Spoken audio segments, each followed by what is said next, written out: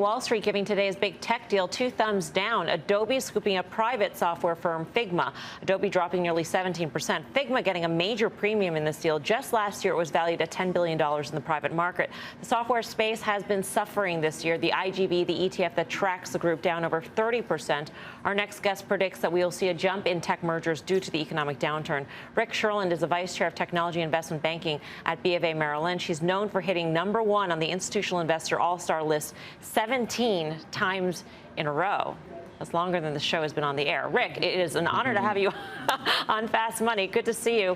Where do you suspect more of the deals will happen amongst, in terms of where the targets come from? In publicly traded markets where we've seen valuations taking a beating, or in the private markets where there seems to still be a willingness to give them premiums? Yeah, let's start with some context. The software group, valuations are down a lot. The stocks from their peak in November are down 65% for the fastest growing group of companies and 55% for the broader SaaS software group. And the valuations for the highest group are down from 35 times next year's revenue to 8. And the broader groups compressed from 20 to 6. So the valuations are down a lot. And whether we think that's the bottom is something that we can kind of talk about. But I do think you need to get through third quarter earnings reports to feel confident that maybe the bad news is largely out into the market, because companies will be reporting lengthening of sales cycles. It's just what you do when you go through an economic slowdown. Your customers are more cautious with their spending. And companies, of course, are trying to trim their own spending, reducing sales force headcount and just growing less aggressively. So I think we need to reset expectations for 2023. And third, I think you've got to be very bullish on the long-term fundamentals of the sector. Every company's becoming a digital enterprise.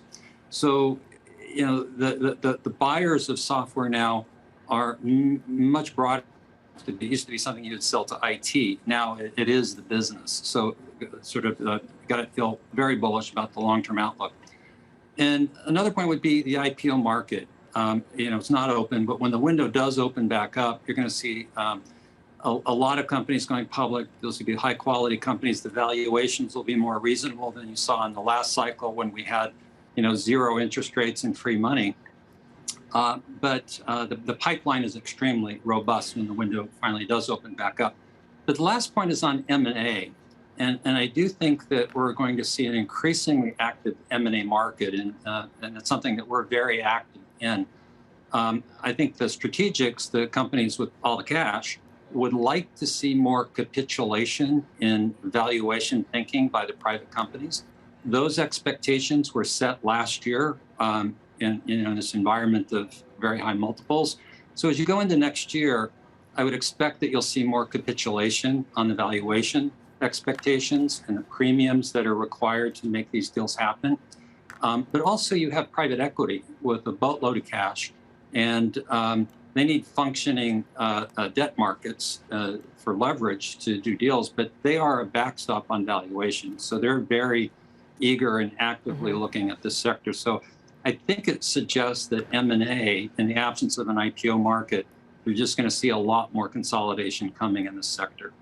Rick, no doubt about that. But, when you see Adobe lose basically the market cap of what they agreed to pay for the company that they're acquiring, doesn't that kind of make some other strategics in the public market take a step back and rethink valuations? Because 50 times sales seems like something so 2021. And then the other thing is there was a lot of PE bids for software earlier this year. It seems like they haven't been around a whole heck of a lot. There's been a couple big deals. So just on that front, I guess.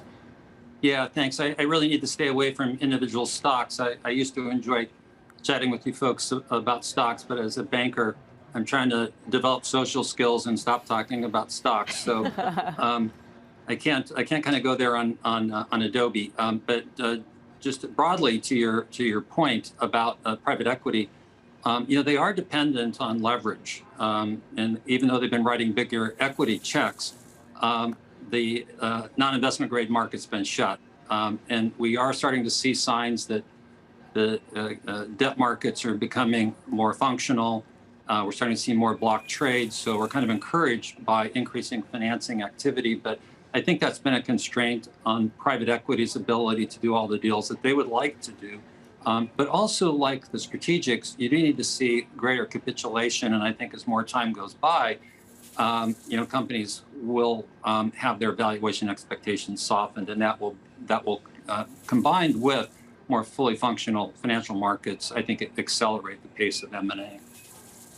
Rick, great to get your take on these things. We wish we had more time. We had a lot of FedEx news at the top of the show, but we'll have you back if you'll agree to come back. Rick Sherlund, good to see you. Thanks.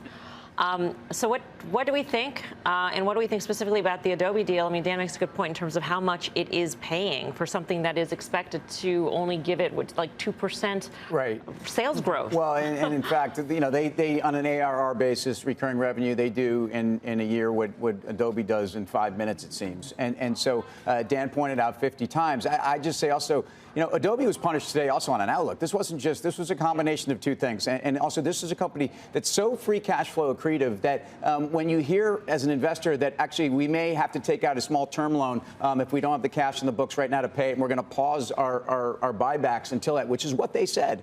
And so if you're somebody that for this stock has been a very predictable cash flow machine, I think that's where some of the disappointment is. Their last couple of quarters, the numbers have not been great, and I think that plays into this move today. Also, the structure of the deal is interesting. 10 billion cash, 10 billion stock. They're basically selling, right? Their stock, which was down 33% year to date prior to today's decline. They're using that as currency. Right. Yeah. Right. And what does that tell you about their confidence?